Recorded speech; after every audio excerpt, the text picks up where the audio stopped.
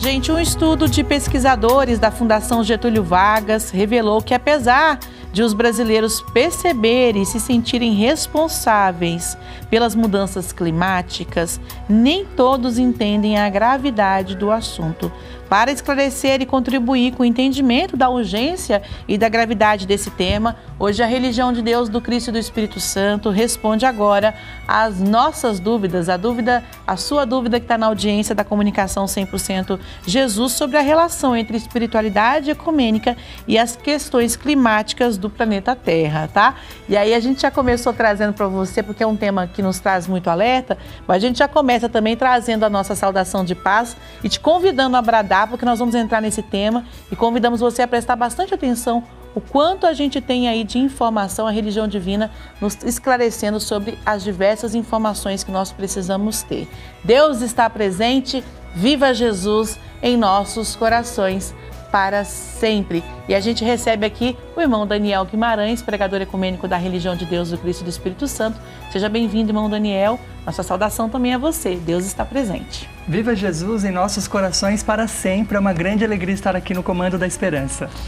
A gente já começa então, Daniel, trazendo a questão da Francinete Queiroz de São Paulo, de São Pedro da Aldeia, no Rio de Janeiro. E ela diz o seguinte: os pesquisadores hoje falam sobre a ebulição global, não mais do aquecimento. Isso foi profetizado por Jesus? Bom, então primeiro a gente agradece a Francinete Queiroz e a todo o povo de São Pedro da Aldeia, no Rio de Janeiro, por essa instigante pergunta. E aí eu começo respondendo que sim.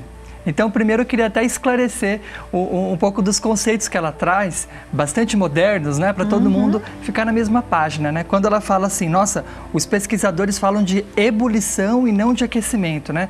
Quer dizer, hoje em dia os cientistas estão apontando que mais do que um aquecimento global, mas é quase como se a gente estivesse num ponto de fervura, né? De ebulição mesmo, né? E faz sentido esse raciocínio, porque tivemos aí o Acordo de Paris em 2015, tentando fixar como limite de aquecimento do planeta em 1,5 grau.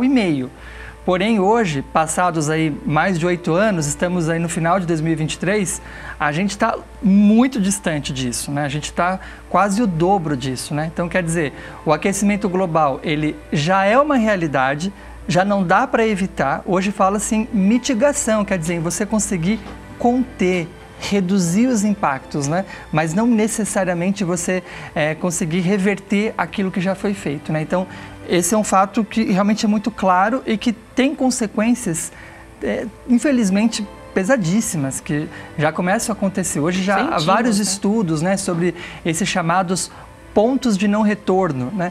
Então, por exemplo, a savanização da Amazônia, o que levaria, por exemplo, outras regiões do Brasil que já têm um clima mais ali seco, né, como o Cerrado, como a Caatinga, a se desertificarem, né?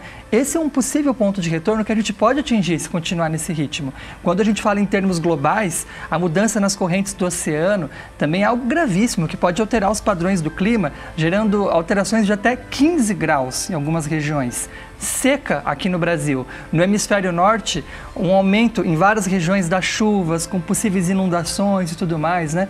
Então, quando a gente olha e fala 1 grau, outro, parece pouco, né? Mas quando você fala em termos globais, isso pode gerar um efeito gravíssimo, né? Fazendo aqui uma metáfora, uma comparação muito simples, né? O que é uma febre para a gente, né? 2, 3 graus já não coloca a gente em risco. Imagina um sistema tão complexo, né? Como é o planeta Terra. Então, eu gostaria de ressaltar uma das inúmeras passagens em que nós percebemos os alertas proféticos feitos pelo próprio Cristo a respeito desses fatos. E aí eu trago aqui do livro Jesus, o Profeta Divino, do escritor Paiva Neto, em que ele destaca um trecho dessas profecias que eu mencionaria aqui e traz também muitos comentários. Então fica a dica para você que está nos acompanhando para que tenha essa obra. A passagem que eu vou ressaltar aqui está no Santo Evangelho do Cristo, segundo Lucas, capítulo 17. Eu vou ler aqui apenas os versículos 26 e 27, mas a passagem prossegue. Disse Jesus: assim como foi nos dias de Noé, também será nos dias do Filho de Deus. Comiam, bebiam, casavam e davam-se em casamento, até o dia em que Noé entrou na arca e veio o dilúvio e destruiu a todos.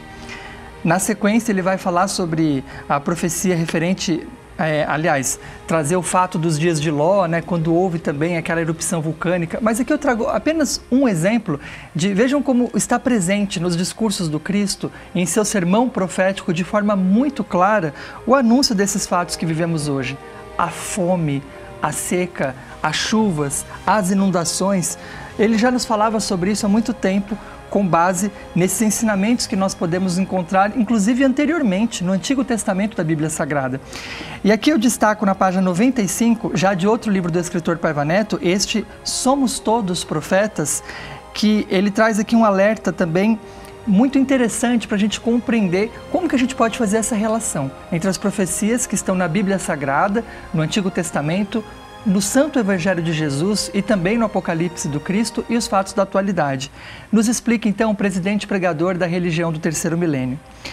Quando no Apocalipse aludimos a uma trombeta, a um flagelo, a um selo, dizemos que é essencialmente isto ou aquilo, mas não unicamente isto ou aquilo.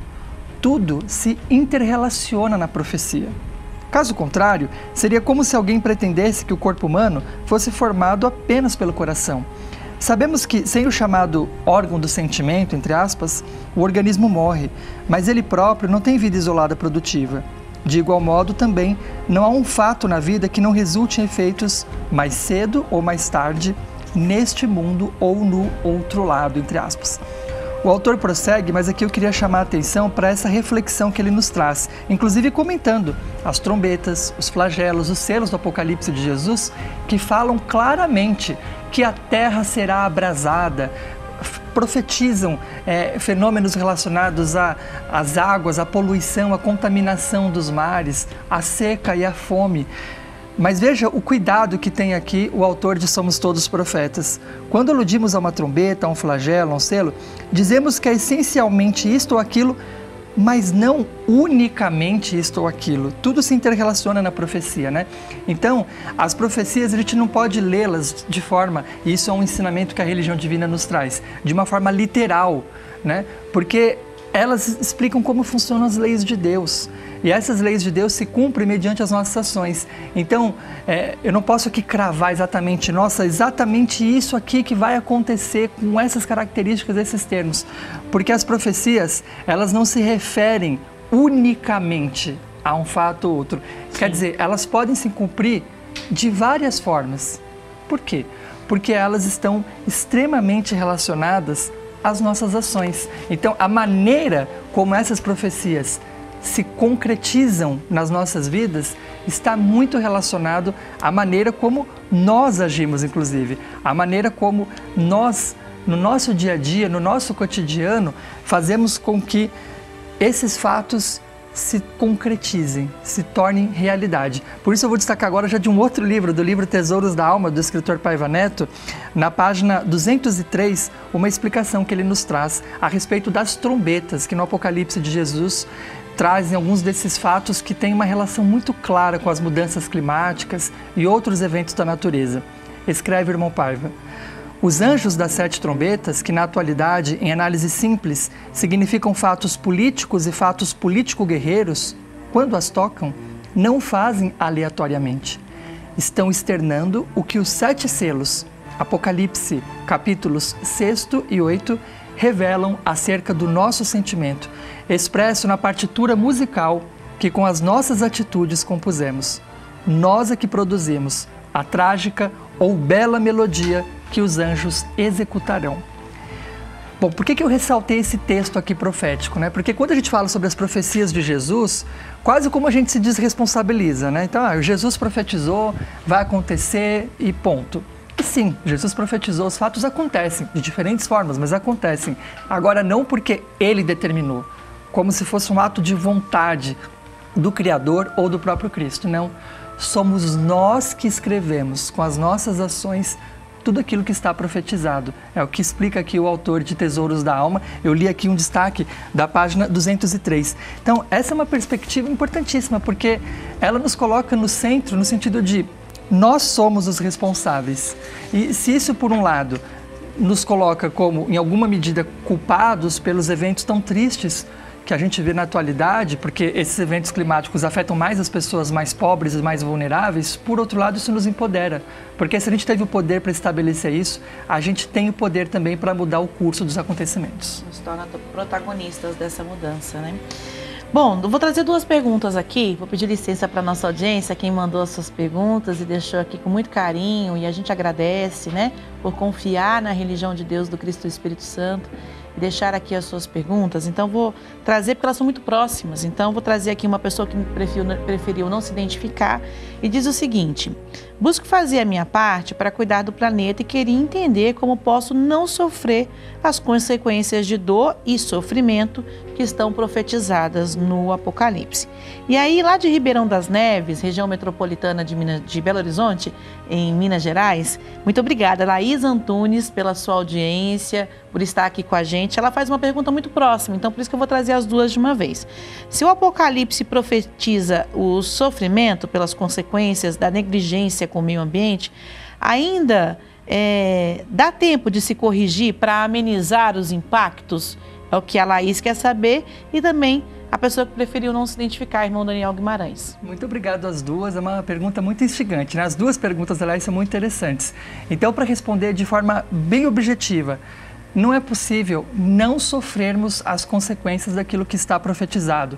Agora, já trazendo aqui a resposta para a Laís, a gente pode sim amenizar esses impactos.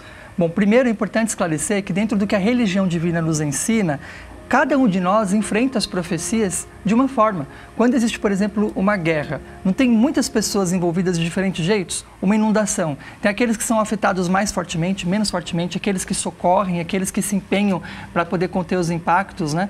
Agora, mesmo sabendo então que cada um de nós, de acordo com a sua própria trajetória espiritual, vai passar por esses fatos de uma diferente forma, ainda assim é importante esclarecer, não há uma solução individual. O enfrentamento de tudo isso é coletivo. Por isso que Jesus nos ensinou: amai-vos como eu vos amei. É somente pelo amor, ou seja, pela nossa união de uns com os outros, que a gente vai conseguir resolver esses problemas. E aí eu queria, para concluir então essa reflexão, trazer um destaque que está no Santo Evangelho do Cristo segundo Mateus, capítulo 24, versículo 22. São palavras do Cristo dentro da própria grande tribulação. Aliás, esse sermão que o Cristo de Deus nos traz profético contém muitas falas relacionadas a questões ambientais que vivemos na atualidade. Disse Jesus: e se não se abreviassem aqueles dias, nenhuma carne se salvaria, mas, por amor dos escolhidos, esses dias serão abreviados. Quer dizer, a grande tribulação vai afetar todos nós. E se não fosse por misericórdia de Jesus, nenhum de nós se salvaria. Mas essa misericórdia do Cristo se manifesta por amor dos escolhidos. Quem são os escolhidos? Nós mesmos. Então nós, pelas nossas atitudes, pelas nossas obras, vamos nos tornando merecedores desse conforto, desse amparo do Cristo. E por isso é necessário que façamos a nossa parte. Por isso eu destaco aqui, concluindo a participação, uma reflexão do irmão Paiva que nos diz: quando existe fé, realmente fé, o infortúnio torna-se o melhor instante para criar. Então, se vivemos hoje o infortúnio decorrente das nossas ações, que nós aproveitemos essa oportunidade para criar, para inovar, para agir de forma diferente, para que dentro daquilo que nos cabe, a gente possa enfrentar da melhor maneira possível os efeitos já presentes das mudanças climáticas, amenizando em especial as suas consequências sobre aqueles que são mais vulneráveis e agindo também para reverter essa situação no futuro. É isso mesmo, nosso compromisso, acima de tudo, espiritual. Quero te agradecer, irmão Daniel Guimarães, pela participação aqui hoje, nesta edição do quadro Religião de Deus, do Cristo e do Espírito Santo Responde. Nosso muito obrigado e a nossa saudação. Deus está presente. Viva Jesus em nossos corações para sempre. Nós que agradecemos e convidamos você a estar conosco nas igrejas da Religião Divina, onde esse estudo prossegue, é permanente, da Bíblia Sagrada e dos ensinamentos do Cristo. religiãodedeus.org é o site onde você encontra o endereço mais perto de você. E o nosso agradecimento a você, querida audiência, que aqui deixa as questões, né? E à luz da espiritualidade ecumênica, sempre buscando em Jesus, acompanhe as respostas diárias. Se você tem alguma dúvida, pode continuar participando. Toda semana, a Comunicação 100% Jesus apresenta esta edição do quadro Religião de Deus, do Cristo e do Espírito Santo Responde. É só você mandar um WhatsApp para a gente no 11 99 831 8195. A nossa saudação de paz e boa vontade a todos que estão acompanhando também pelas emissoras da Boa Vontade, pela Super Rede Boa Vontade de Rádio em todo o Brasil, que seguem agora com a sua programação local. Deus está presente, viva Jesus em nossos corações para sempre.